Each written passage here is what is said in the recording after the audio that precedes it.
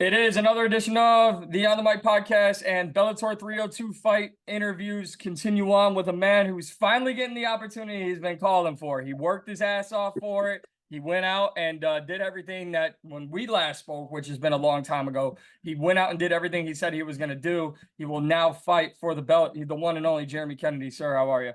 My man, thank you for having me on. Yeah, absolutely. So there's a lot of moving parts to this, right? And I feel like everyone I talk to, they're talking about the merger and they don't know anything. But here we go. Patricio's supposed to have a fight, then he's supposed to have another fight. Now he's got a quick turnaround. My first question to you is, what's your mindset going, all right, this guy was getting ready for a fight, likely was cutting weight. Obviously, it was fight week when everything, happened. Now he's got to turn around and do it again. I know he's a pro. I know you're a pro, but does that kind of, stick in your head for game planning and everything, like what he's going to have to put himself through? Yeah, I mean, it's not ideal for sure. Like mostly, I don't think the weight cuts affect him too much. I don't think he's that big of a 45er. I don't think he ever has been. I mean, he even made weight the other weekend there. And for me, if somebody told me my opponent wasn't making weight, I wouldn't be doing no extra 5-10 pounds, whatever it'd be. So I don't think it hurts him too much. I think more so it's the timing of camps, like you prepare 8 weeks, 10 weeks, whatever, to peak at a specific time. And when he's ready to peak, he's out in Saudi Arabia, he's making weight, and he spent the last week of fight week, chilling, prepping his body. And then to have all that kind of come crashing down on him. And then now, you're back up in 4 weeks. That's a pretty hard transition, I mean, he's been around, he's had 40 something fights, so I'm not holding too much weight on it. That is definitely a factor he's got to factor in. I mean, I had an issue too. I was training for a 3-round fight, and now I've got a 5 where he's been training for a 5 this whole time. So, but no, actually, his last fight was a 3. So both of us. 3. I just convinced myself. There we go. I gotta chill out a little bit. It's all good. But I mean, when it comes to cardio, I just think in general, you put my gas tank to his gas tank. We're running up a hill. I'm at getting to the top there, and he's fading off. So I'm gonna bring that into the fight, and I don't think he's gonna be in there all 5 with me. I love having an opportunity to talk to you. I know the first time we talked, it was a great conversation, so I know I'm gonna get some great answers from you. Yeah. Take me through getting that call. What was it like? Man. Like it's because I knew my fight. James Gallagher, that was the #1 contender fight. So here I am, expecting to win, expecting to be fighting Pitbull later on in the year, maybe the summer or something like that.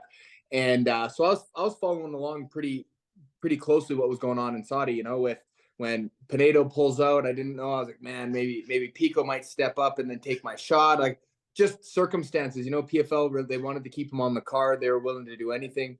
So I was just kind of worried about how that would look.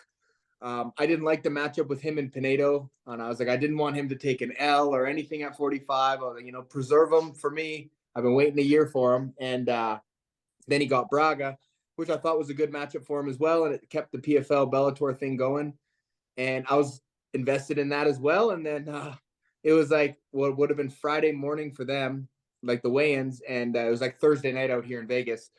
And Ali, my manager, FaceTimes me, and I'm just kind of ready to go to bed. I was like, what the heck? So I was like, okay, I answered it anyways. And he's like, hey, brother, like, would you be ready to go for 5 rounds in 3 weeks? I was like, of course. Like, why, don't say less. And then I was like, is this actually going to happen kind of thing? And I didn't really know. I was skeptical just because that's a lot of moving parts, man. And and then he's like, yeah, well, they're working on it. Let me get back to you. I went to bed. I didn't think any, I was like, anxious, obviously, but I still wasn't really like, they were just asking if I was interested, not necessarily that it was a done deal or anything. And I woke up the next morning, I look over and all it says is done deal. And then I was like, wake up my wife, shake her. I was like, all right, we're going, call my parents because they were coming out to Belfast. And I was like, oh man, like it's big change because this whole year, not even just me, but my team, my wife, my family, everybody was so invested in Pitbull because that was my next step, for a year now, since February. I was game planning, watching his fights, following what I knew he was going down to 35. I flew out to Chicago. You did, and I was upset we didn't get a chance to talk. I saw you. I think it was a brief hello, but we didn't have a chance to chop it up. Yeah, no. See you in Chicago. Yeah, so I mean, I was out, like my whole family knew how invested I was, so I couldn't wait to tell them. And but the big part was trying not to get too excited, like a celebration, like this opportunity I earned, and I want the celebration when I win. I don't want a celebration just getting the fight. The fight was mine. It just happened that finally that the circumstances was actually it made sense. The timeline, everything made sense that I got this fight. And so it's just kind of like I got a bone thrown to me, and now it's my turn to just run that right through him. Take me through what it's like to be on a calculated hunt for a year, right? Because so many people want to jump the gun. All right, well, if I'm not waiting, I'm not waiting X amount of time, or I'm better than the champ. And Yeah, like you said, so many moving parts just a matter of weeks ago, and you've been slowly but surely calculated in your pursuit for this world title, and it paid off. There are thousands of fighters in the 30-year history of this sport who have tried to do what you've done, and you're able to at least get to this part. Now there's yeah. one more part you have to do, but what was it like going through this year? You just said your family, your coaches, your team, everyone was invested, but how did you, Jeremy, not just go overboard and just was calculated about this hunt? That honestly, I have to give a big, you know, all the credit to Ali, my manager. Man, he talked me off the ledge so many times this year. Like I'm young, healthy, in my prime training. My boy Kai Kamaka, I'm helping him getting ready for all his fights last year. And I'm in camp with him, dieting with him, on the road with him, around all these other featherweights. We were in Hawaii, San Diego. Like I was just anxious, and I kept bugging him, like, man, when Pitbull took the short notice in July, and then he wanted surgery and stuff. I was like, bro, like this fight's done. Like let's move on. And I wanted on 300. I wanted on 301. I wanted anything before, but the sale, because then the news of the sale came out. Like it was just so many up and downs and not a lot of clarity. And he just kept saying, like, no, honestly, just hold this out. Like you've earned it. This is a huge opportunity. It's life changing. Like just stick it through. And I trusted him. I trusted him my whole career. So it helped humble me a bit. Like, you know what, I can relax. I can just train and just get better, get focused, take this whole year. I'm just focused on Pitbull and just get better at how I want to beat him and prepare my body and everything, and without having to go through weight cuts and actual like damage of fights and stuff like that. So I got way better all year without the actual impact of the fights, and I did 4 camps pretty much with Kai. So when it all came through, I was like, I did nothing but praise for Ali. I was like, man, because once the PFL, the champ versus champ, got announced, that was kind of like the straw. I was like, man, I waited for 2 fights, a back surgery, and now there's going to be a 3rd fight. Like I'm going to be ended up waiting until the summer. And so he's like, all right, you're right. Let's get you back in there on a #1 contender fight. And so I had to take a lateral step, a little bit of a step to the side, not necessarily a step down, because it was still billed as a #1 contender. So I knew I get through Gallagher, which I expected to do. I had to earn this opportunity again, and I would have got it. But for it to actually just skip a step, and I get it on the same timeline. I was already training for a fight. I was already planning. I had all my stuff booked for Belfast, and then for Pitbull to kind of just fall into my lap when I was already in shape and I was 3 weeks out. I was like, man, it couldn't have been scripted better. So yeah, big ups to my manager on that one. You obviously have great management. Everyone knows everything Ali has done for his fighters in the sport. With that being said, if you can you talk a little bit about how meaningful it is, not just for management, but coaching, right? Because obviously you have some of the best coaches out there as well. But to have coaches that stay committed to you on top of management that stay committed to you, don't let you go off the path. How important was that through this past year? It was huge, man. It was just nice having everybody on the same page. Like me and my coaches, we'd had a game plan for Pitbull, and his name popped up a few times throughout the year. Like right after the Sergio fight, they're like, okay, get ready. Like it's going to be probably around the summer, maybe September, October. So we're game planning for Pitbull, whatever. And then he pops up in Japan. That goes how it goes. And I was like, okay, it'll probably be pushed back to like near the end of the year then. So we're training hard for it. Then his surgery comes out. And then I was like, okay, it'll be probably the first Bellator card back. So I'm training all through, the holidays and whatnot. And then the champ versus champ thing. So it was nice that like we've all been on the same team. We've all been hunting this guy, like as a team. And then so to finally get it, it was like probably one of the best phone calls, calling each and individual one of them and being like, hey, this is what's happening. And they were all just stoked for me too. And we've all had the same plan. So it's just all coming together now in a good time. So when you game plan for an opponent for an entire year and it's the biggest fight of your career and one you went out and deservingly got through, you know, everything you've done in your last few fights and throughout your entire career, what is the buildup like now that it's signed, dated, on the dot, everything's there? What is it like training and game planning for a guy you've been doing the same thing for a year now? Yeah, man.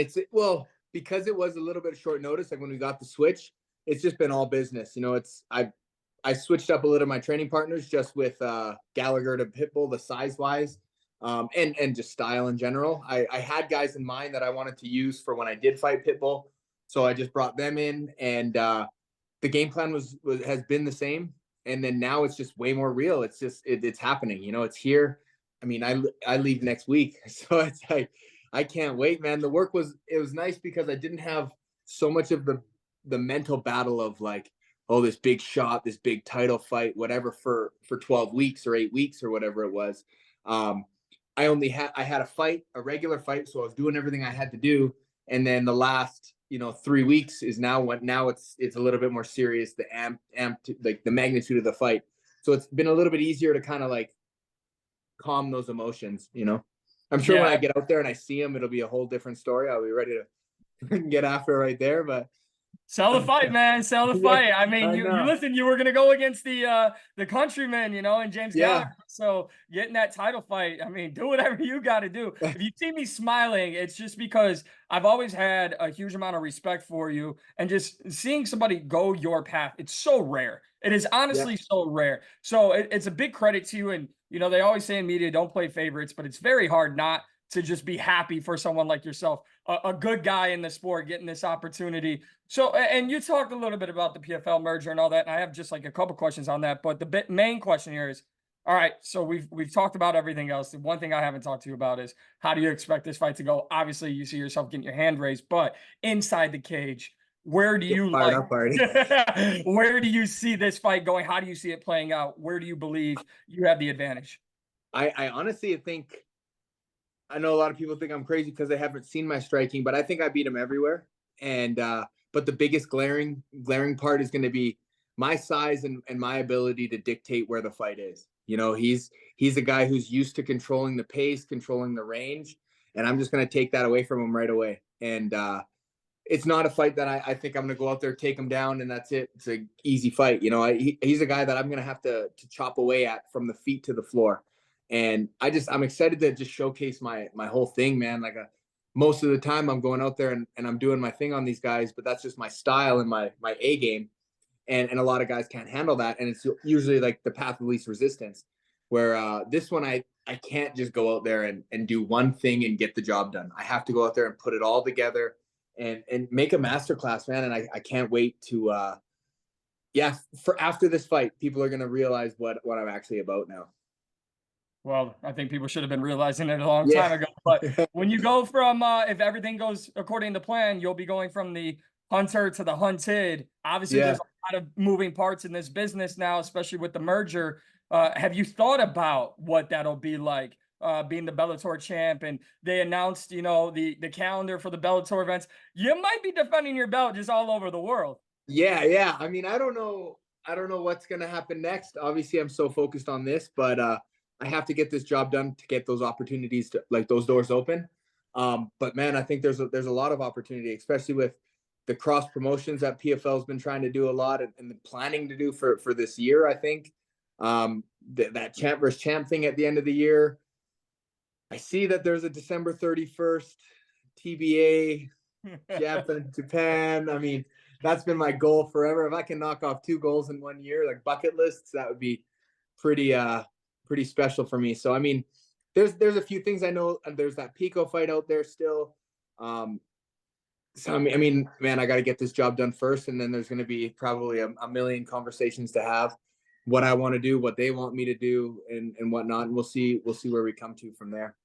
Absolutely. Just 2 more on this merger. What are your feelings on that merger? Because, obviously, there's a lot of moving parts. A lot of fighters don't know which way they're going or what's happening. But I think overall, when you look at the first event, I mean, obviously not bad for Bellator, but what has the merger been like for a fighter on the contract under Bellator and everything?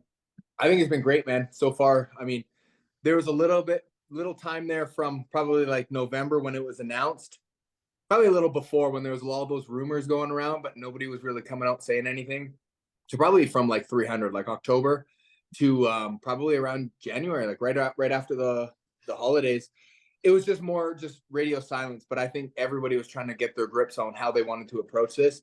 And I think that was probably the only hard part of this whole thing was the uncertainty of my livelihood, you know, my title shot hanging in the air.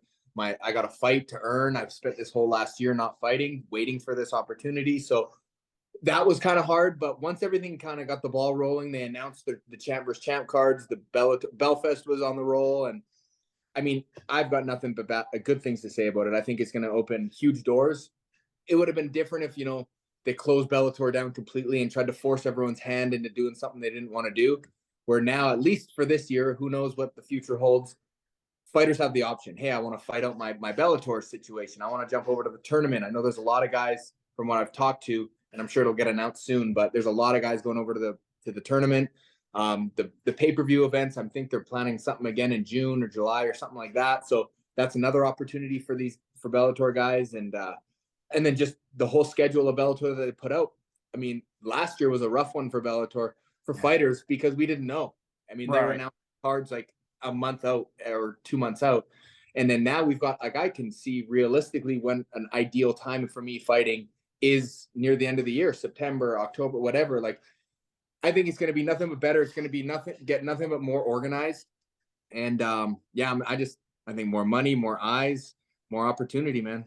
Well, I moved out of Chicago and I'm in Missouri now, but I will say if you fight in Chicago, I'll be on the first flight back. I'll be on the first flight back. Okay, let's go. I got to ask though, how much pride did you take in, and I know obviously you didn't play a part in it, but how much pride did you take in watching the cross fights, the champ card, and Bellator going 5-1? I mean, so many people have asked me, and I'll just say my opinion very quickly. You know, when you buy something and you're like, we're not sure its value, blah, blah, and then it just comes in and shows that it's way more than what you thought it might be. It's like getting like a sports trading card and you're like, wait, this thing's worth $5,000.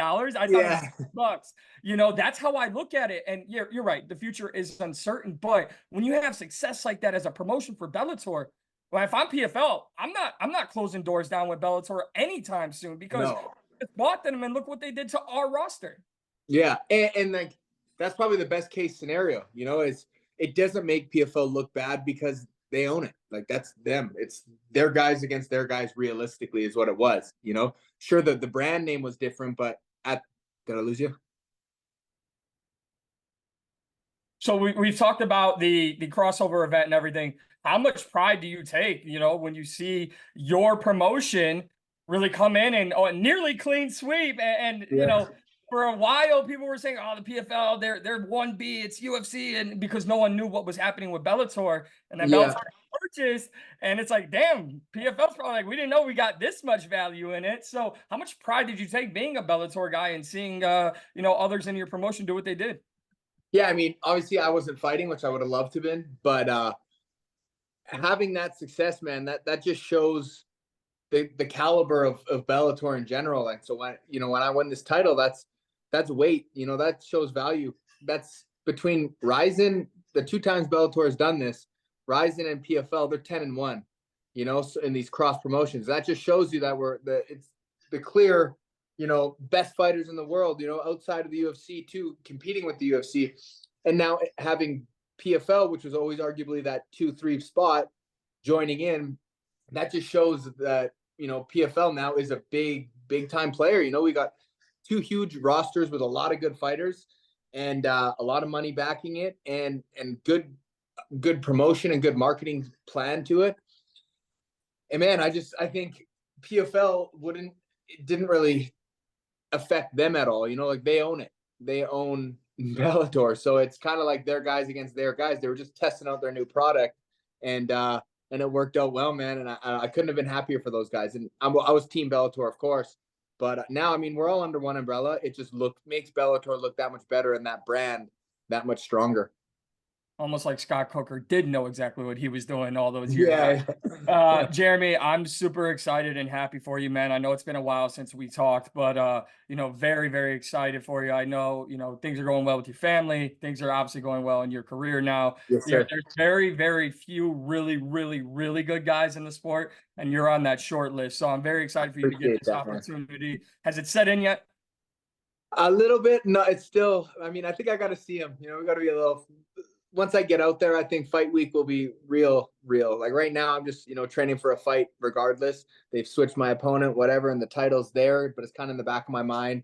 I'm still just prepping my body for, you know, a war, which is, I expect it to be. But when I get out there and I see him and he's got that little like kind of cocky swagger he's had all year, I'm ready to fucking blow those doors off, man. There's not many people who deserve having that title wrapped around them more than you. So I I say appreciate that. I say that honestly, and I say that appreciative of all your time and how you've gone about this approach, not only just in interviews, but just the approach to the sport. So all the best to you. Bellator 302, March 22nd. Can't wait. No pressure. It's just 5 days after my birthday. I'm just Shoot. Okay. There we go. so working from home now. I'll have that Friday to myself. I'm kicking it. So can't wait to see you do work out there. Jeremey Kennedy taking on Patricio Pitbull, title on the line, Bellator 302. Thank you so much. All the best. And hopefully we can talk after the fight and we won't have to wait a year plus to talk again. The belt over the shoulder. Yeah, we're going to get a bigger camera, man. We need a bigger camera. Put it all in there. My man. Okay. Thank you very much. Thank you. Appreciate it, bro.